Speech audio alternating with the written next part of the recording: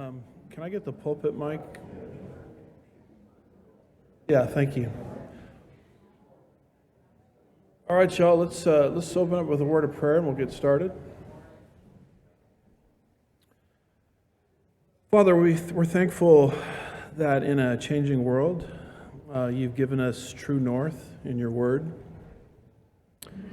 We can evaluate everything by what we see in Scripture, including the shifting sands that we see all around us. So I just pray you'll be with us this morning as we study, as we look into some worldview issues, as we look into the book of Proverbs and some other things. I do pray, Lord, that this would not just be a religious exercise, but we would actually leave here changed people. We do claim your promise that when your word goes out, it does not return void. And we pray, Lord, for the illuminating ministry of the Holy Spirit this morning, something that we desperately need. We don't try to understand eternal things through our natural selves, but we need the guidance of the Spirit, illumination. And so in preparation for that, we're just going to take a few moments of silence to ready our hearts before you so that we can receive from you this morning.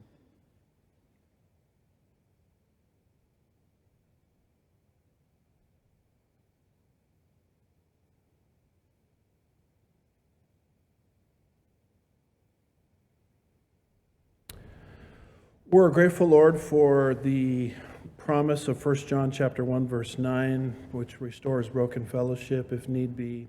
We understand that our position before you can't be altered, but we sometimes do things in our natural selves to alienate fellowship, and when that happens, we cannot receive from you the way that you would have us to receive. So we thank you, Lord, for the comprehensiveness of your provision. We just ask that you'll be with everything that's happening today at Sugarland Bible Church, all of the youth group, youth classes that are meeting, be with this Sunday school class, and then the main service that follows. And we just ask that we would leave here knowing that your name was lifted up and glorified. We'll be careful to give you all the praise and the glory. We ask these things in Jesus' name. God's people said, amen. Well, I'm back. At least I made it back. Trust you guys enjoyed Pastor Jim last week. Let's give him a... Yeah.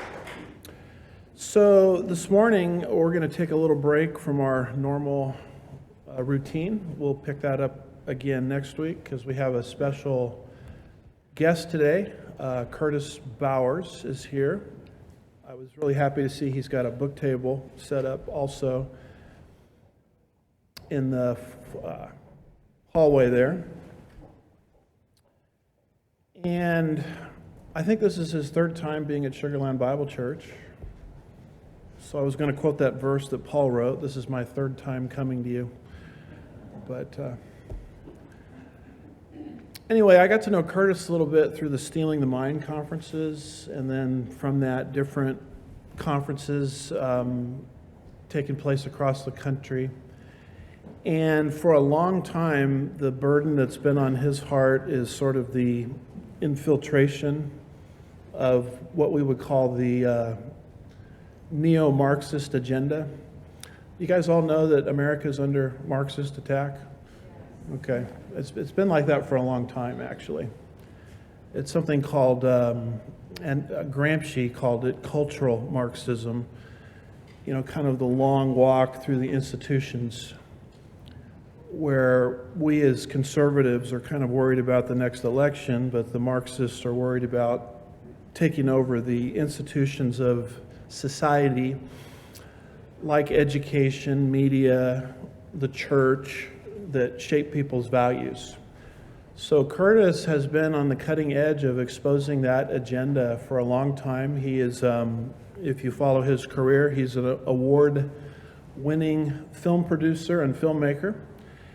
And so he's here to share some of that with us this morning. And so let's welcome Curtis Bowers.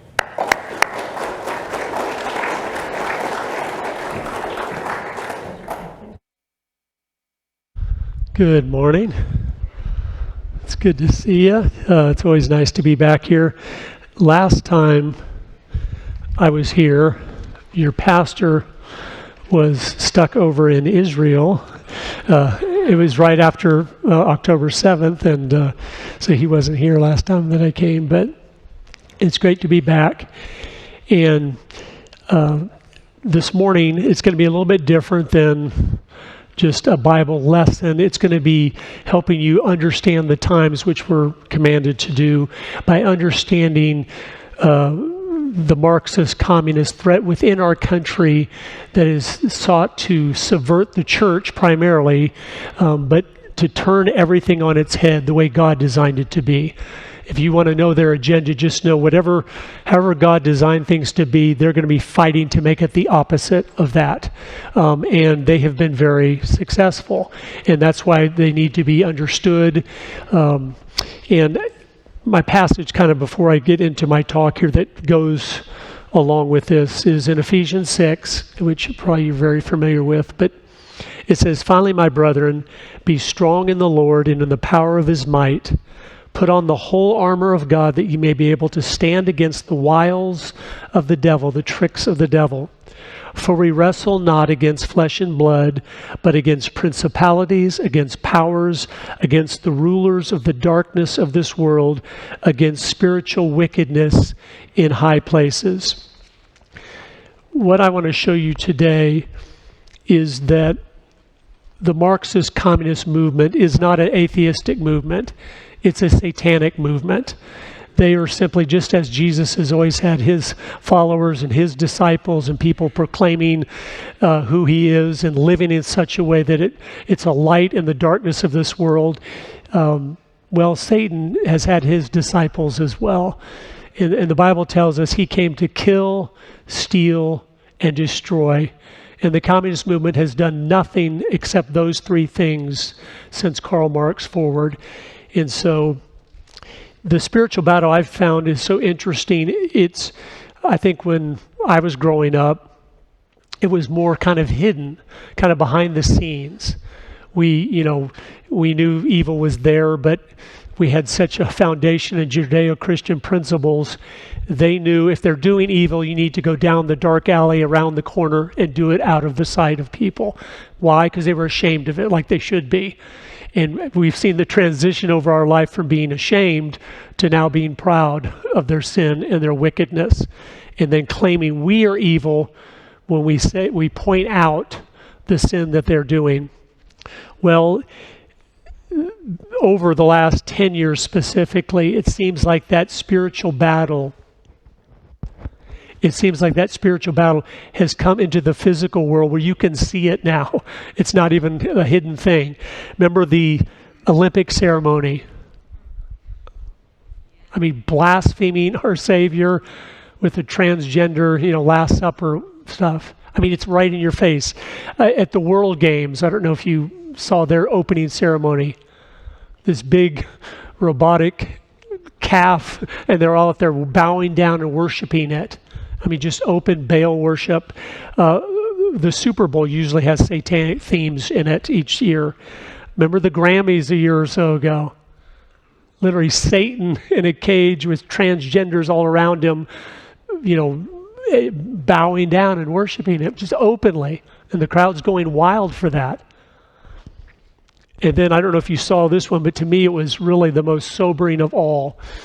The intellectual elite, the globalists that use the communists to accomplish their purposes, and their hopes is that they'll be able to use them to set up a totalitarian system that they will run. That's how they're connected. They're not different opposing forces. The globalists have always funded the Marxist communists. From 1917 with the Bolshevik Revolution forward, every time communism began to fall, as it always does because it does not work, the bankers pumped in hundreds of millions of dollars worth of loans because they wanted an enemy there. So you would be afraid. They would be able to create the conditions that they love for revolution. And at some point, if they could support them enough and encourage that movement, they knew they will take over the world like their goal. And then we will be able to dictate to them what to do. And that's really all it is. But over in Switzerland with the elites a couple years ago in CERN, they had this ceremony over there, and you see it and you're like, what is this going? It was so weird. A man with a goat's head on running around doing this stuff. But I looked up, what was that called? And the name of the ceremony was called Birthing the Antichrist. And that's all the elites of the world there just praising it. It was called Birthing the Antichrist. You're like, what are you talking about? I mean, it's that open. And I know your pastor has informed you on all that and what's going on in the world and the end times and all that. But we need to awaken because God has put us here for such a time as this and prepared each of us individually to make a difference right where we are. This is a real battle. I know we have such a cushy life in America. We forget that so often. We're like, what are you talking about? There's no problems. I'm going to go barbecue today, and then I'm going to go swimming, and then I'm going to go play golf, and then But I'm just telling you, this is the world we've been placed in, and evil is alive and well, and they are marching forward to try to accomplish their purposes.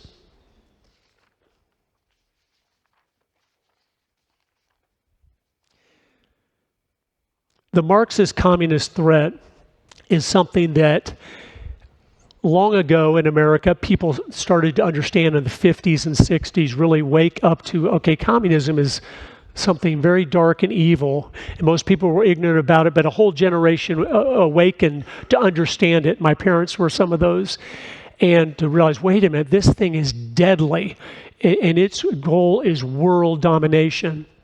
But then I think through the Reagan years and the wall coming down and stuff, most people went back to sleep and thought, okay, that's the end of communism.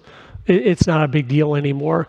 But I want to read this just a few sentences. This is Time Magazine, 1955, showing that they understood something that we need to understand. The conflict between communism and freedom is the problem of our time. It overshadows all other problems. This conflict mirrors our age, its toils, its tensions, its troubles, and its tasks. On the outcome of this conflict depends the future of all mankind. That's Time Magazine in the 50s, where they could see this was a big problem. And what I want to show you through this politics of revolution to this, they're pursuing this still full speed ahead in America. Vladimir Lenin, who was the founder of the Soviet Union, he was really a genius of strategy. I've read several of his books, and I'm like, wow. He laid out the plan that they're still following today, the strategy of how to manipulate others into doing what you want them to do to accomplish your purposes, but all the while making them feel like they're doing something to help themselves. They're just geniuses of doing that. They hijack every movement. I'm going to go through a few of those so you see how they do this. But he said this 100 plus years ago: we can and must write in a language which sows among the masses hate, revulsion, and scorn toward those who disagree with us. That's why there's so much division in our country. It's purposeful. They want anyone that doesn't agree with them to be someone that, especially the young people that are being raised by them, to hate. Just have no interest in listening to, no interest in just even having a relationship with, because they want that division. And we saw a few summers ago, 2020, with the Black Lives Matter movement and everything, which was a communist movement. If you don't know this, I study those groups openly. And back in 2015, when they started, I saw all their funding was coming from communist China and different groups. So I knew, okay, this is a communist group. And when you see it's a communist group, then you realize whatever they say their stated purpose is, it's actually the exact opposite. It's always completely 180 degrees opposite. So I knew if they're telling us it's a movement to help black people, it's one to use black people. And sure enough, on their own website, you see them claiming openly, we are trained Marxist organizers. And what did they do? They went into the towns of our country, stirred up the young black people to burn down their own neighborhoods, and so they wouldn't have jobs, they wouldn't defund the police, and then they slipped out in the night. You know, they're not getting arrested. But then the black kids get arrested and then have a record and everything. So it's again, Marxists are masters of using others to create the conditions. You go into just the climate nonsense that's going on. And this is something that everyone needs to be aware of because it's something that's not going away. In my understanding, I truly believe whenever world government is established, it will be established under the guise of saving the planet. It's such a grand, you can't step down from a grand movement like that to something else, you will lose the troops. So it's not going away no matter how many facts we have, no matter how many things we say, well, this is, here's the facts on this. They don't care about that. But in that movement, if you study it, several years ago, I dug in, where did it come from, the modern environmental movement? Sometimes communists hijack a movement, a well-intentioned movement, and then they turn it to accomplish their purposes. And other times they create movements with very flowery sounding purposes that sound noble and honorable. And so they suck people in that way. They live to just use the energies of others' lives to implement the control they want. Anyway, as I dug in, you go back, and it's pretty unbelievable. It all comes from an essay that was written in 1883 called Dialectics of Nature. And in this essay, the author said, we need to use the fact that capitalism is producing pollution to end capitalism and say that it's going to eventually block out the skies and we're all going to starve to death because of the pollution that it's created. And you'll be shocked to know who wrote that essay. Karl Marx wrote that essay. I was even shocked. Like, you got to be kidding. This guy. But that was the last thing he wrote before he died that year. And that has been the marching orders ever since. And proof of this movement being captured. And it's such a powerful movement worldwide. We're changing every single thing we do in the world based on this lie of climate change or global warming or whatever. They keep changing it. But it's all a lie. But their first Earth Day in 1971, do you know what day they picked to celebrate the Earth? Vladimir Lenin's 100th birthday. Okay, it's called the watermelon movement. It's green on the outside and it's red on the inside. They started this movement. They've captured the energies of this movement. That's all it's about. But I want to quickly tell you some facts you need to know. So some of your neighbors or friends that are well-meaning but have gotten caught up in this lie will be freed from those lies. It's only about destruction. Again, that's all their movement is about. They're going to use the environmental movement to cut food production worldwide, to cut carbon emissions worldwide, and so that less and less food is grown, and their number one agenda item for the last 100 years is to depopulate the earth. Which, it's satanic right there. When you want to get rid of human beings, that's Satan is the one that's dictating that. But here's a few things you need to know. Oh, one other thing I forgot. Gorbachev, when he stepped down from the Soviet Union in 1992 when they dissolved, do you know what he did? He have proof of this is their movement.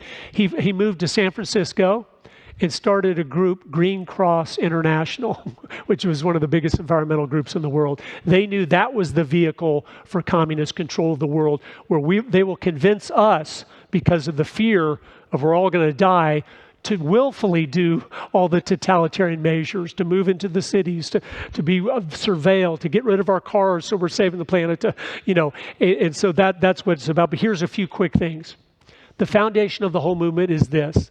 CO2 is a pollutant. Okay, if you didn't go to government schools, that's laughable. CO2 is not a pollutant. It's the single most vital element in the atmosphere for everything that is green. And here's a fact you need to know. We're at the very bottom of the scale. It's dangerously low right now, the amount of CO2 in the world. We're at 400 parts per million.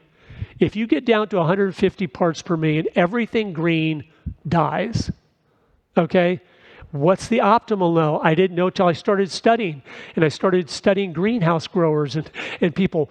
And I realized they increase the level of CO2 inside the greenhouses to 1,600 parts per million, so the plant growth explodes. If we could double or triple or quadruple the amount of CO2 in the atmosphere, it would be a great blessing to everything that is green. And yet they call themselves the green movement when they're trying to cut the thing that feeds the plants. CO2 is plant food. It's fertilizer for everything that is green. So the founding premise of the whole thing is a complete and total lie. And we need to know that so that we're not sidetracked or deceived by things that sound good. Of course, they also talk about overpopulation, which is a total lie. Even Elon Musk has been talking about that. If you study demographers who study the science of populations, they've, since the 70s, have said, we are in big trouble. The world is not having enough children to sustain. The only reason populations are still increasing a little bit is because of modern medicine and clean water and things that have helped people live a little bit longer. But as soon as this generation of elderly die off, we'll get up to about 9 billion, then it's going to start dropping forever. I mean, it's just, we haven't had enough children for 50 years. And the last thing that is just so opposite of the truth is warming is bad. Okay? Here in Houston, in August, on the hottest day of the year, you might go, oh, I don't want it to be a degree or two hotter. But here's the facts. Life loves warmth. If you go down to the equator, I spent one summer down there helping some missionaries. It's the hottest place in the world in Ecuador. It's hot year-round, and you notice something instantly. Life loves the warmth. The biodiversity of plants and animals down there is unbelievable. There's so many species of plants and animals there that can't even survive here in Houston. It's too cold. Your winter's enough to make it not be able to survive. And then you go up to Alaska and go fishing or something, you go around there and you see real quickly, oh my goodness, there's only a few species of trees that can even survive, of animals that can even survive. So the whole lie, we're all going to die from warming is, again, the opposite of the truth. Cooling would be deadly. Warming is a blessing. If we could raise the global temperatures a couple degrees, which we cannot, our influence is just almost nothing. But if we could, it would be a blessing. There would be hundreds of millions of more acres in Canada and Russia you could farm. Hundreds of millions.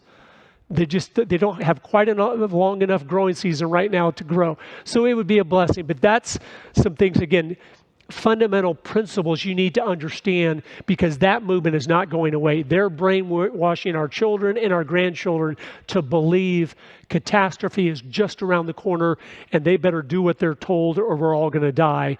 And that is not true. You go into so many of the different movements here. You go into the homosexual and the transgender and all that. There's a Marxist behind all that. I was digging in on that years ago when I was making the first movie to go, where did the radical homosexual agenda come from? And the very first homosexual radical group in America was called the Mattachine Society, started in 1950 by a man named Henry Hay. And I said, who's that guy? And I started to research who he was. He was one of the leaders of the Communist Party USA. So they knew you have to subvert the morality, break down the family structures if you want this thing to collapse from within. And that's what Lenin told us too. He had it outlined right here. Here's a quote, 1920. This is their goal still today. A lot of people don't understand, but this is the goal of the communist movement worldwide. First, we will take Eastern Europe, then the masses of Asia, China. We will encircle the last bastion of capitalism, the United States of America. We will not need to fight. It will fall as a ripe fruit into our hands. He knew all the things like your pastor was talking about a minute ago.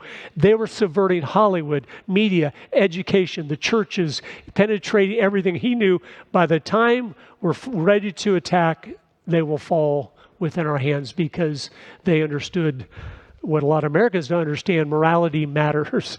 God's ways, the family matters. These things are very important. But you look in that and it's just the same thing, that movement, they got into that, and they realized, again, to subvert our morality from within. You look into the feminist movement. That was started primarily by a lady named Betty Friedan in the 1960s. She wrote a book called Feminine Mystique. And in that book, she talked about the traditional biblical family as a comfortable concentration camp. And she acted like, oh, she was just discontent with that. But later, someone researched her, and they found she had written her college papers on what a wonderful leader Joseph Stalin had been. Even though at that time when she wrote those papers, we knew he'd killed at least 20 million of his own people. So she was a hardcore communist revolutionary. But here's the sad thing. Tens of millions of women read that book, and they believed her lies. And they left the idea of getting married, having children, to go find themselves in the world, only to wake up then in their 40s and realize they were lied to. And you can't go back. On anything in life, people, listen to me. You can't go back one day, one comment, one thing in your life. That's why we have to be purposeful. We have to be careful in what we do. It breaks my heart because they were lied to, and then they wake up to realize, now I won't have children. I won't be able to raise a family. But that was all purposeful destruction. The reason they wanted to get you ladies out of the home is they knew that is the most powerful position in the world. The hand that rocks the cradle rules the world. That's a true statement. And they said, we've got to get the women away from the children. And they talked about it in the 1930s with the Frankfurt School. We've got to do whatever we need to do. One of the things they talked about in the 1930s to accomplish this in the Frankfurt School was a communist group. They said, we need to create enough inflation where she has to work whether she wants to or not. 1930s America, they're talking about that. That's how just vile these people are. And they realized if we get the woman out of that home, then we've got the kids. And if we have the kids, we have everything. And so that's what their purpose was in doing that.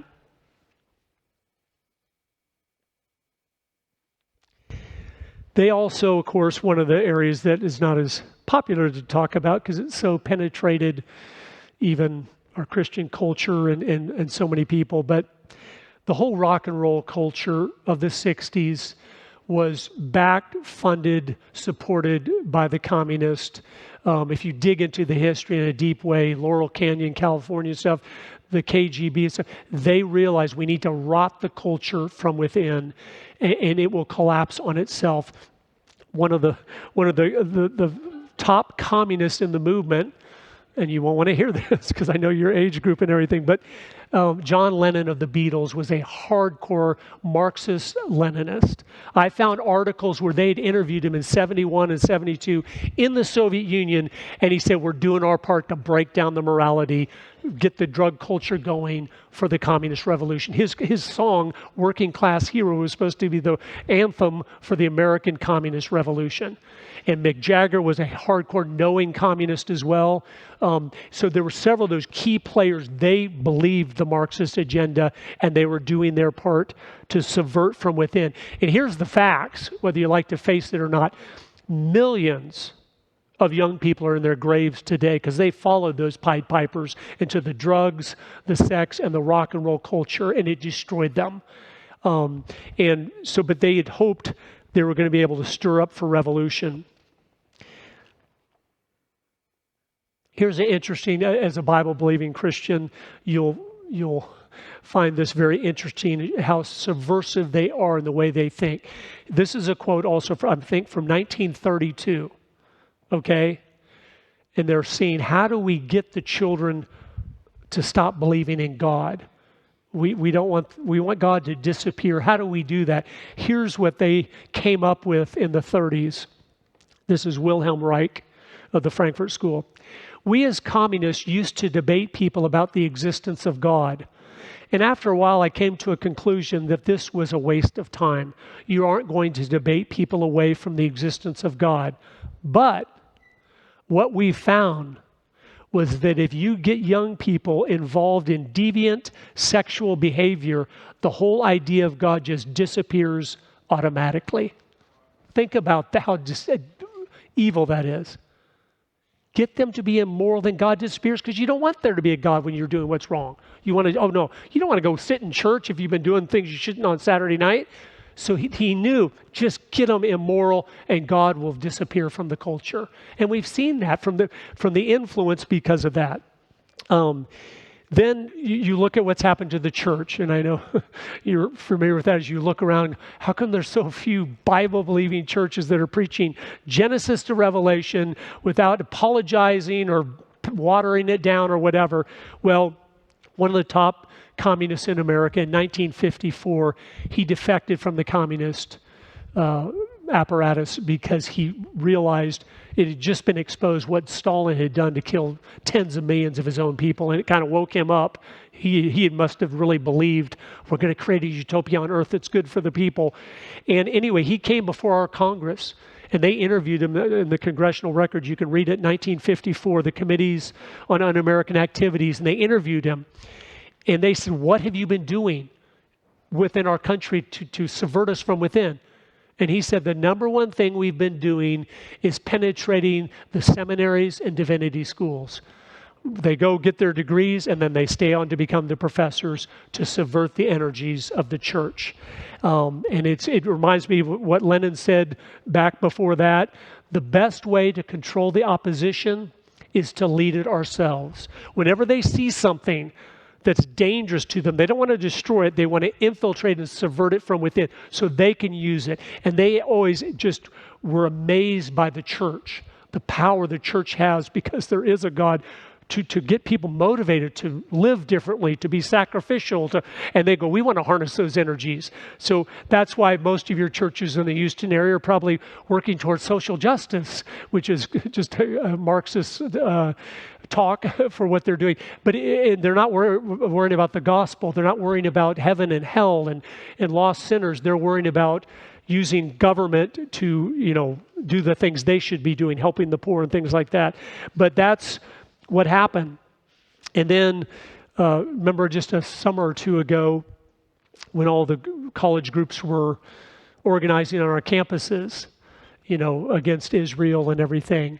Someone was at one of those rallies and grabbed the flyer for me because they knew I studied communism and sent it to me. They were handing out this Organized Intifada, a communist program for escalating the Gaza solidarity movement. And it goes through their whole agenda of this is what they're going to do. And it was put out by the Revolutionary Communists of America. But they want to harness energies. They want to, if they see a real movement spring up, they're going to be in the middle of it. If it's a Christian movement, they're going to be in the middle of it. If it's whatever kind of movement it is, when they see energy, they go, we need to capture that energy. And we're going to slowly taint it where it's accomplishing our goal. We'll use whatever terms we need to. That's why it's been so easy for them to come into the church. Reverend Jim Wallace and some of these other communists realized, if I just say Jesus was for this, these ignorant Christians or masses in America will believe it. Jesus was for social justice. Oh, he was? Oh, okay. Then I guess I better be too. So they saw the ignorance. Excuse me. Well, all of those different things were percolating together, and a lot of people don't realize this, but in 1971, and many of you were alive then, the communists went for their revolution. You might not remember this. It's shocking when I'll tell you some things here that happened. The Students for a Democratic Society, which was on all our college campuses and is a communist group, the Weather Underground, started by Bill Ayers, who was the mentor of Barack Obama. They were on our college campuses, and the Communist Party USA was on all the campuses. They thought because of the rock and roll, the drug, sex, and rock and roll culture, the rebellion that had been created against everything traditional, family, church, all standards, they thought, I think we can go for the revolution. Now, they always want to go for a violent revolution. They work behind the scenes to keep breaking things down in the process, but the end game is a violent communist revolution always. Well, think in your mind, I'll ask you this question, then I'll tell you the answer. Guess how many buildings the communists blew up in America in an 18-month period starting in 1971? When one building is blown up, it is a huge deal, right? This is from the FBI. statistics. 18 months, communists in America blew up 2,500 buildings, bridges, police stations. 2,500. That's 5 a day for a year and a half. They were hoping it was going to just overflow where we grabbed our guns and started killing each other off. But it didn't happen because Antonio Gramsci was right. You cannot get a people that fear God and believe in Him to rise up and just start killing each other off because He said, "Thou shalt not kill." And that's when they realized, okay, it's not going to happen. He was right. So we need to now go into all the institutions at even a more urgent pace. Bill Ayers, who was one of the heads of the Weather Underground and had orchestrated that destruction in America, amazingly was able to slip through the cracks and not be executed like he should have been. He spent his life at the University of Chicago teaching our children. He also spent his life on the committee that writes the curriculum for all of our government schools for 20 years. They want to go where they can influence. Here's what Antonio Gramsci said in 1930 in his book, Notes from Prison. And this is why this is why I'm talking about this in Sunday school at a church. Because this is the battle, and they know what the battle is. It's Christianity versus the world system, which is communism. Every man's way of doing things ends in communism. Because man is evil, and he is desperately wicked, and he will always abuse his neighbor if he's given the opportunity of doing that. That's why it always ends there. There's only two destinations, communism or Christianity. But here's what he said. Listen to this. Any country grounded in Judeo-Christian values cannot be overthrown until those roots are cut. Socialism is precisely the religion that must overwhelm Christianity. In the new order, socialism will triumph by first capturing the culture via infiltration of the schools, universities, churches, and the media. 1930, 90 years ago. That's what you've lived through. You've lived through the Cultural Revolution, just like Mao had his Cultural Revolution in 1966. We got to get rid of the four olds was his revolution. The old culture, the old ideology, the old customs, the old traditions. They have to go. And we have something brand new. And that's what he did to China. He was able, because they had been disarmed, to also slaughter 60 to 80 million of his own people in the process. But the globalist saw that was the future. 1973, David Rockefeller went over to China and met with Mao, this mass murdering thug. And when he came back, he wrote a letter to the editor. You can still read on the New York Times website. They haven't taken it down, surprisingly. And he said this: whatever Mao had to do to create what he has, it was worth it. That's the globalist mindset. And when he came back, he gave the orders. They were probably the most powerful family in the world at that time. That's the future, China. And that's when we started pumping billions and billions of dollars into China. It was like worse than a third world country in the 70s after having lived through Mao. They're starving to death. Everything's been destroyed and broken down. And the globalist of the world said, no, that's the future. And they just started pumping. And we've pumped in trillions and trillions of dollars. And that's why everything you buy at Walmart is made there and not here. Because it was a purposeful plan to take America down, build them up, so at some point they will be able to take over the world. And at that point, the globalists will have what they always wanted: world totalitarian government. That's what it's always been about, because Satan wants that. Ever since the Tower of Babel, it's nothing new, but even in Brussels, where the EU Commission, as you've probably seen this, they built their legislative building, as a model of the Tower of Babel. They know what they're doing. They're shaking their fist in God's face. They know we will birth the Antichrist. We will have world government. And outside that, as I'm sure your pastor is talking about, there's a statue there of the lady riding the beast. They're saying that's us. We're riding the Antichrist. That's who we are. They're not, again, they probably know the Bible better than most Christians in America. They know, because Satan knows this book. And he's there to pervert, twist, and everything that he can. Well, this, again, this threat is so huge. Back in the 50s, as you are probably familiar with, it was revealed what the main communist goals were in America. And they made a list of 45 current communist goals. The FBI compiled them together through Cleon Skousen, who had been an agent. And but it showed the world this is a real threat. There's something really is going on here. I'm going to read you just a couple of these in case you haven't heard of them. But as a Christian, when I first read these, I was so shocked that they understood God's ways produce freedom and man's ways produce tyranny, and they want tyranny so they can sit on top of it. But here's just a few of them. Again, think 1950s America. Leave it to Beaver. Remember June Cleaver baking in the kitchen with her beautiful dress on? Here it is. Goal 24. Eliminate all laws governing obscenity by calling them censorship and a violation of free speech and free press. They want an obscene culture because it destroys eventually.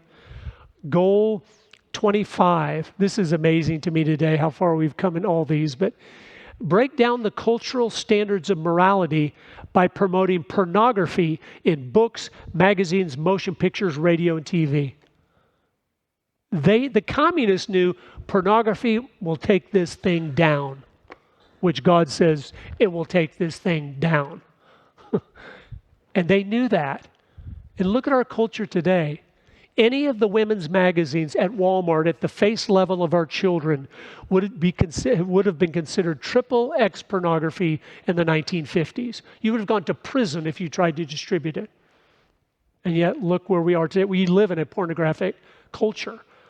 I mean, it's stuff that would be completely considered pornography in the just on billboards in the 50s would have been against the law, but we've come a long way.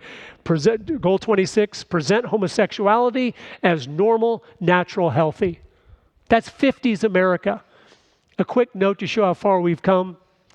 My dad just turned 91, and I was there talking with him at his birthday, and he had the Naked Communist on his shelf, and I just took it down to talk with him about some of that, and I saw on that goal, I was just reading some of them to him, he had the word homosexuality.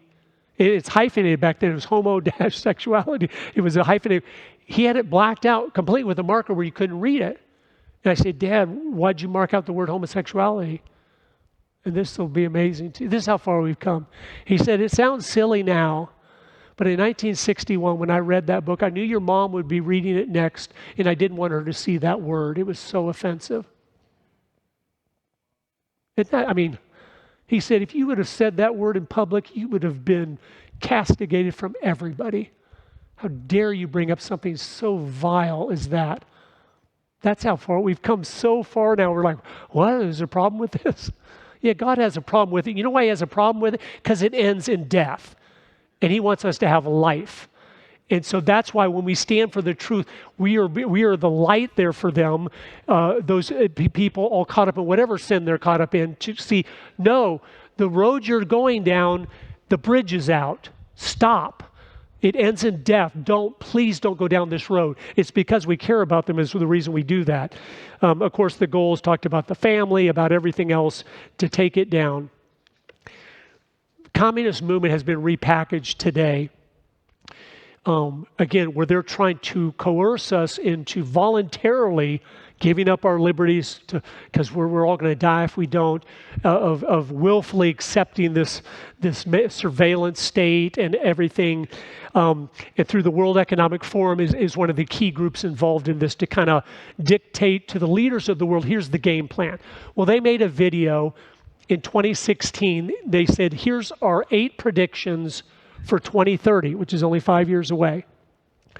Prediction number 1 is, and you've probably heard these, but it's important to understand, you'll own nothing and you'll be happy. And they have a guy with a big smile on his face on the video, and they're saying you need to own nothing because you have to save the planet. But anyone with a brain for a minute goes, if we own nothing, who owns everything? It's all a lie.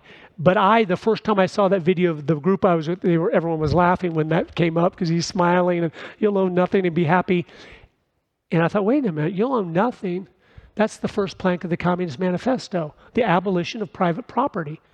This is simply communism repackaged for the useful idiots of the world to convince them to voluntarily submit themselves to a communist system, and they're doing it to the great benefit of the planet or whatever.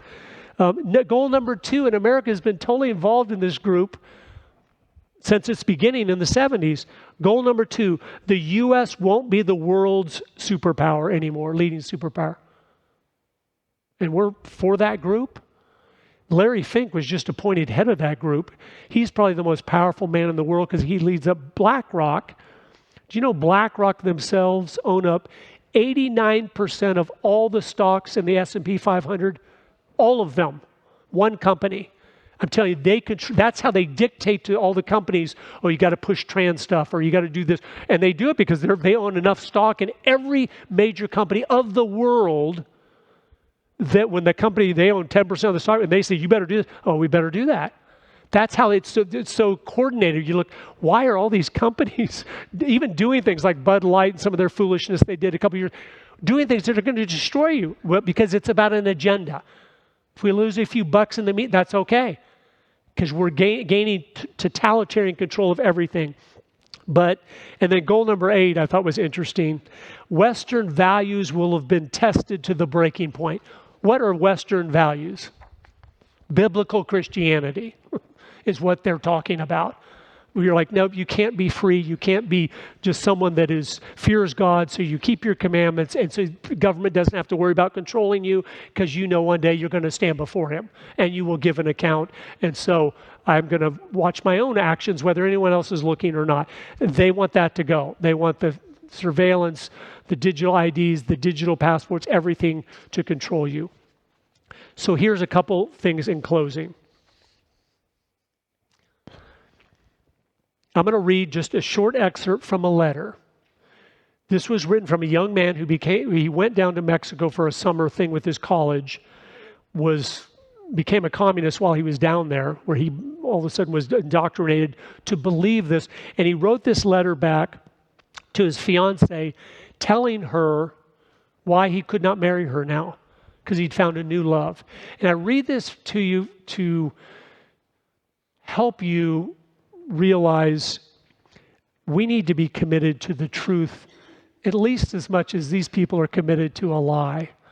Every time I read this, it convicts me of, oh, I'm sorry, dear God, help me to be more like this for you. That is the truth. It is valuable what you're doing. It is pleasing to him. But listen to this. This is really sobering. This helps you understand the mindset of the enemy. They are satanically committed to total destruction of everything the way God intended it to be. We communists have a philosophy of life which no amount of money could buy. We have a cause to fight for, a definitive purpose in life. We subordinate our petty personal selves into a great movement of humanity.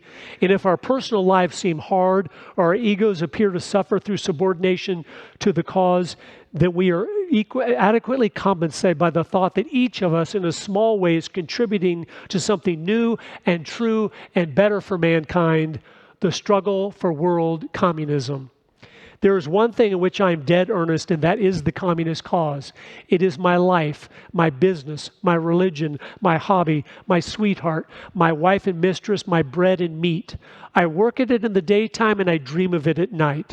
Its hold on me grows, not lessens, as time goes on. Therefore, because of all that, I cannot carry on a friendship, a love affair, or even a conversation without relating to this force which both drives and guides my life. I evaluate people, books, ideas, and actions according to how they affect the communist cause and by their attitudes towards it. I've already been in jail because of my ideas, and if necessary, I'm ready to go before a firing squad. You all have the truth. And he is worth dying for if it came to that. And you would be glad if that happened, that you had the opportunity to do that too. It wouldn't be a neutral, it'd be like, nobody wants to do that, he knows that. But if you had the blessing of doing that, for all eternity, you go, I'm so grateful. I was one that was able to lay down my life for him. But we don't live like that sometimes because we don't even make our daily decisions based on that. We're not having to lay down our life right now. All he asks is that we give him our vapor. How much time do you have left? Right? You don't know. I don't either. And all he's asked is just be faithful with this. I love you. Be faithful with this. I'll reward you when you come up here for being faithful with this. But then you will have accomplished the purposes I had for you in your life. Everywhere I go, I'm just trying to encourage you as I'm encouraging myself. We do have something that's worth giving everything for. But a lot of times our life doesn't reflect that. Okay, I've just a couple minutes left. I'm going to end with one story. I love telling this story because it honors my parents, which God loves when you honor your father and mother. But it's a great story to encourage you how important it is to be faithful in the little things of life. Everybody wants to do the big thing, but a lot of you, that's never going to happen. But were you faithful in the little things? I believe they're most important. Back in 1961, my mom and dad lived in St. Louis, Missouri. My dad was full-time in graduate school, getting a degree in electrical engineering. He was also working full-time for McDonnell Douglas, so he was really busy. My mom was pregnant with my sister, and Andy knows my mom. Sweet, wonderful lady. But she was pregnant, and the doctor had said, you can't get out of bed for the whole pregnancy. She had trouble with she'd lost a few babies before this one. He said, you need to stay in bed. So she stayed in bed, but she used her time wisely. She started reading books. One of the books she read was a book called Masters of Deceit by J. Edgar Hoover, who had been the founder and head of the FBI. And he wrote a book in 1958 telling us Americans, if you don't wake up, these masters of deceit, the communists, are going to take you over from within. And in that book, he has a whole chapter on the church. He said they're going into all the seminaries and divinity schools. He has a chapter on the schools. He goes, we see them working their way into the teachers' colleges, so they're teaching the teachers. We see them going into Hollywood and the media. Wake up. Well, my mom was in her early 20s. She read that book and it shook her up. Like, oh my goodness. And she told my dad, Jim, you got to read this book. And he's like, I don't have time to read a book. I'm so busy. And finally, he read the book. And here's what they did in their early 20s. I love that this is the family I came from. They realized we need to try to influence others. So my mom would get all the St. Louis newspapers delivered to the house each day, and she'd read the letters to the editor. And any time one was written by someone that understood what was going on, she realized we need to connect with them. So she would call them up and say, I liked your letter to the editor. You need to start a small group in your home. And for the first meeting, my husband will come over and give a 2-hour lecture on communism. And so they would do this one night a week, even though they were so busy. And my dad tells me the story. He said, I came home one day. I was so worn out from work, and then I'd been at classes, and it was pouring down rain. I walk in the door. And right when I got there, Mom said, I got a meeting set up for you tonight. And he's like, no, reschedule it. And she's like, no, you need to go. You don't know who might be there. So he was faithful in the little things. He drove across town to get there, probably because of the rain. Only a couple people had shown up to the meeting. But he gave him his 2-hour lecture on communism. When he was done, one of the men that was there came up to my dad and said, if half of what you said is true, we are in serious trouble. And my dad said, that's why I'm doing this, even though I'm so busy. They became good friends. He started borrowing all my dad's books and stuff. And in just a couple months, he knew more than my father. And he came to my dad and said, Jim, I'm going to quit my job and write a book about this. And my dad's like, don't get carried away. He said, no, I've looked at my savings. I have enough savings to last 2 years. So he quit his job. He researched for 2 years. My mom helped him because she was in bed. He'd bring her stacks of books and she would go through them to find the key points. He finished his book January of 1964, but he couldn't get anybody to publish it because he'd never written a book before. So he self-published it. Now remember 64 America. There's no internet, of course. There's no credit cards. If you want to buy a copy of his book, you literally have to send him cash or check in the mail. There was a little form on the last page where you can fill it out and send it in to get your copy of the book. And in 8 months, out of his garage in 1964, he sold 6 million copies. And when Ronald Reagan was elected president in 1980, he said in one of his speeches, I would never have been elected President of the United States if John Stormer in 1964 had not written the book, None Dare Call It Treason, the book from the man that came to my dad's meeting, started the entire conservative movement in America. I tell you that to tell you this. You might not be the person to write the book, but you might be the person to influence the person to write the book. We just have to be faithful. God, anytime he wants, can take our little loaves and fishes and multiply them, but we have to give them to him. He can part, there's always hope because he can part the Red Sea whenever he chooses to. But we're the key to that happening. You just look through the Bible, when his people are faithful, they're clean, they're pure, they're guarding their heart, they truly love him and are seeking to please him in all that they do. That's when he oftentimes throughout history said, okay, I'll crush these wicked, vile wretches around you or whatever. And he does that. I think we're in a period of that right now. He's being gracious to us. We deserve everything that's coming down the road. But I've traveled the country for the last 15 years with my family. So I have my fingers on the pulse. And so many of those years traveling, every group I'd be speaking to, and a lot of them are just conservative groups, but different churches and things, they were like, okay, we're going to do it this election. It was always like that.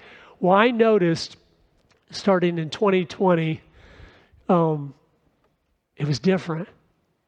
They were like, we need to pray that God helps us. It was a totally, and then we traveled most of 24 all over the country.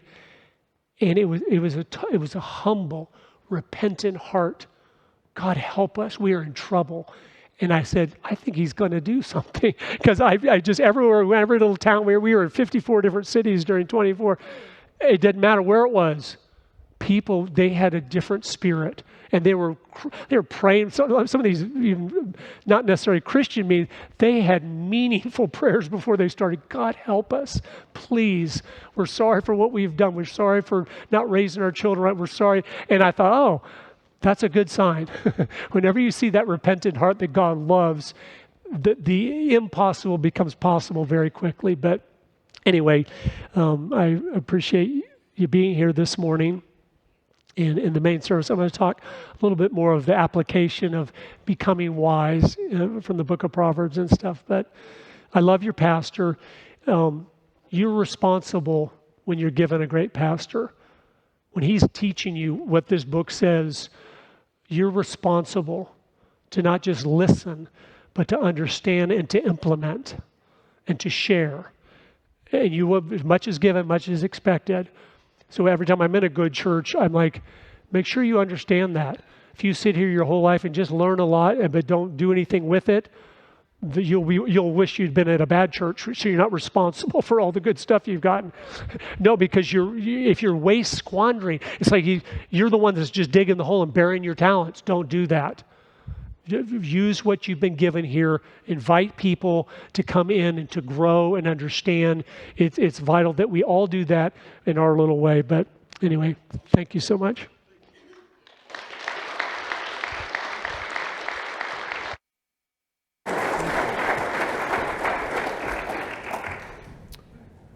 Well, I don't think you're going to hear too many Sunday school lessons like that. Just in a couple minutes we have left, just to kind of piggyback on some of the things Curtis was talking about. Some names to keep in mind is the name Richard, and I hope I don't mispronounce it, Wurmbrand. You ever heard of that name? His book, I think, is entitled Tortured for Christ, and he was under communist torture, I think, in Romania.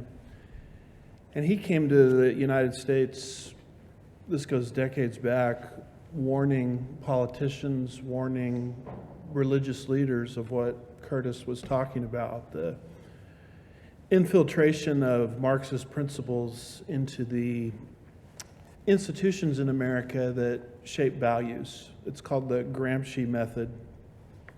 Curtis mentioned it briefly, but Gramsci is the Italian communist who got together with, I think, Mussolini and others and said, you guys are doing it all wrong. You can't conquer cultures through force. You've got to change the values from within. So get control of media, Hollywood, the church, and you can shift a population into not so much being full-fledged communists, but you can shift them into being sympathetic to the communist message. And so that's the contribution of Wormbrand. And one other name I'll draw your attention to is a man named Fred Schwartz. He wrote a big, thick book called The Christian Crusade Against Communism. I think on Curtis's table, he's got some literature referring to these guys, but he was here in the United States, I think beginning in the 1950s, challenging Marxist professors to debates and things like that, so the population could see exactly what these professors were promoting in the schools. And one of his converts was a man named Norm Geisler. You might remember him. And Norm Geisler went on to become one of evangelicalism's most prominent apologists. I think he went to be with the Lord, Norman Geisler, a few years back. So it's just this idea that you cast a pebble into the pond and the wake reverberates outward, just like Curtis's father did concerning John Stormer.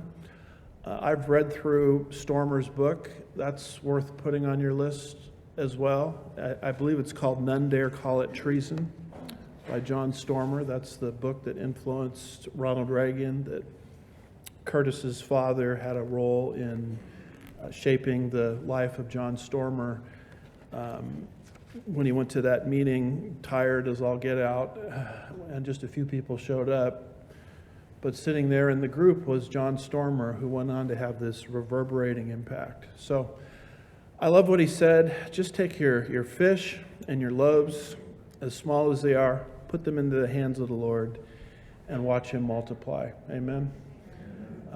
We're just called to be faithful with something little. And the best news of the whole thing is we get to hear Curtis again in the second hour. So enjoy your break between then and now and then, and we'll see you at 11 a.m.